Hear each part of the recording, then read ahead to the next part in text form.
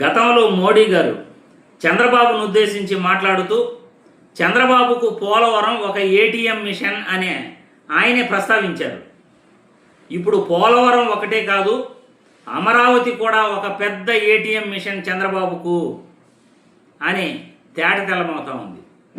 ఎందుకంటే ఖాళీ బీడు భూముల్లో రాజధాని కడతాను అని శపథం చేసిన చంద్రబాబు నాయుడు రాష్ట్రంలో అభివృద్ధి చెందిన నగరాలు ఉండగా ఖాళీ బీడు భూముల్లోనే నేను రాజధాని కడతాను అని లక్షల కోట్లు అప్పులు చేస్తూ లక్షల కోట్లు ఇన్వెస్ట్మెంట్ ఖాళీ బీడు భూముల్లో పెడుతున్నాడు. ఒక్కొక్క భవనానికి దాదాపు కూడా 12,000 నుండి 14,000 స్క్వేర్ ఫీట్కు నిర్మాణ వ్యయాన్ని ఖర్చు పెడుతూ ఒక సచివాలయ నిర్మాణం 6,600 కోట్లట. పాత బిల్డింగ్లు బాగున్నాయి కానీ కొత్త సచివాలయాన్ని కడతాడట. పాత హైకోర్టు బాగుంది, కొత్త హైకోర్టు కడతాడట. ఇలా ఉన్న భవనాలు ఉండగా కొత్త భవనాలు ఎందుకు? అమరావతి అనేది చంద్రబాబు నాయుడుకు ఒక ఏటీఎం మిషన్ లాగా పనిచేస్తూ ఉంది. ఎప్పుడు కావాలంటే అప్పుడు బాగా దోచుకోవడానికి దాచుకోవడానికి అమరావతి అనేది చంద్రబాబు నాయుడుకు ఒక ఏటీఎం. మోడీ గారు చెప్పినట్లు పోలవరమే కాదు, పోలవరంతో పాటు అమరావతి ఇంకా పెద్ద ఏటీఎంగా తయారైంది. ఇప్పటి వరకు భూములు సమీకరించిన రైతులకు న్యాయం చేయలేదు. కౌలు కూడా కనీసం ఆ రైతులకు ఇవ్వట్లేదు. దాదాపు 7 ఏళ్ళు పూర్తయింది భూములు తీసుకుని.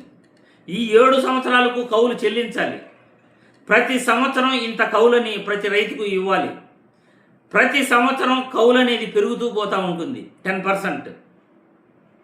ఇప్పటి వరకు రైతులకు ఏ న్యాయం చేయకపోగా, ప్లాట్లు అభివృద్ధి చేసి ఇవ్వకపోగా, మళ్ళీ 2వ విడత ల్యాండ్ పూలింగ్ అంటూ 3వ విడత ల్యాండ్ పూలింగ్ అంటూ అమరావతి రాజధాని పేరుతో చంద్రబాబు చేస్తున్నదేంటి? నిర్మాణ వ్యయాలు విపరీతంగా పెంచేసి ఎక్కడ లేని విధంగా, దేశంలో ఎక్కడ లేని విధంగా స్క్వేర్ ఫీట్కు 2,000 ఉంటే దేశంలో ఈయన అమరావతిలో 12,000 నుండి 15,000 ఖర్చు పెడుతున్నాడు.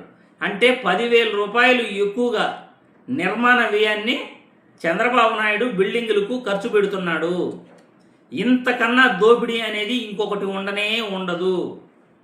రాష్ట్ర ప్రజలందరూ మేలుకోవాలి.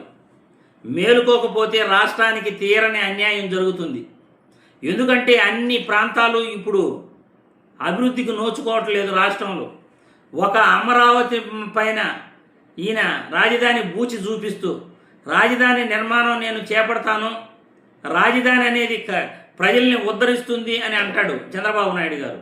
అసలు రాజధాని వల్ల సామాన్యుడికి ఒరిగేది ఏమీ లేదు. అసలు రాజధాని వల్ల అసలు సామాన్యుడికి ఒరిగేది ఏమీ లేదు.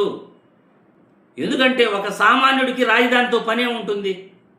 ముఖ్యమంత్రి ఎక్కడ కూర్చొని పరిపాలిస్తే అదే రాజధాని. యాక్చువల్గా ఎక్కడి నుండైనా కూర్చొని పరిపాలించవచ్చు. నీకు సచివాలయం ఉద్యోగులు కూర్చోవడానికి ఒక ప్లేస్ కావాలి. సచివాలయం కట్టుకున్నారు అమరావతిలో, 1,150 కోట్లు పెట్టి కట్టుకున్నారు సచివాలయాన్ని. మరి అక్కడే మీ ఆఫీసు పెట్టుకుని ఆ సచివాలయం నుండి మీరు రాష్ట్రాన్ని పరిపాలించవచ్చు.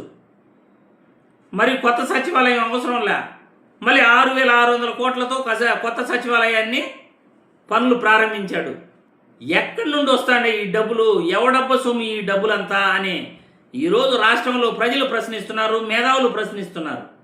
మీ డబ్బులైతే ఈ విధంగా విచ్చలవిడిగా ఖర్చు పెడతారా?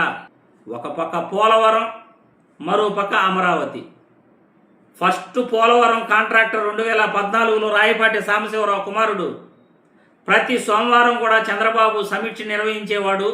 ఆ సమీక్ష కమిషన్ల కోసమే ఆయన మాట్లాడేవాడు అని గతంలో ఆయన చెప్పడం జరిగింది. రాయపాటి సాంబశివరావు కుమారుడు. మోడీ గారు కన్ఫర్మ్ చేశారు చంద్రబాబుకు పోలవరం ఒక ఏటీఎం మిషన్ అని. ఇప్పుడు పోలవరంతో పాటు అమరావతి కూడా ఒక పెద్ద ఏటీఎం మిషన్ లాగా చంద్రబాబుకు ఉంది. అమరావతి నుండి దోచుకోవడానికి, తనకు కావాల్సిన వాళ్ళకు దోచిపెట్టడానికి అంతకన్నా పెద్ద ఏటీఎం ఇంకెక్కడా కూడా దొరకదు. మరి ప్రజలు మీరు మేలుకోకపోతే రాష్ట్రం ఏమైపోతుందో ఎవరికి కూడా అర్థం కాదు. మరి మీరు మేలుకుంటారా, ఇలాగే నిద్రపోతుంటారా? మీ ఇష్టం.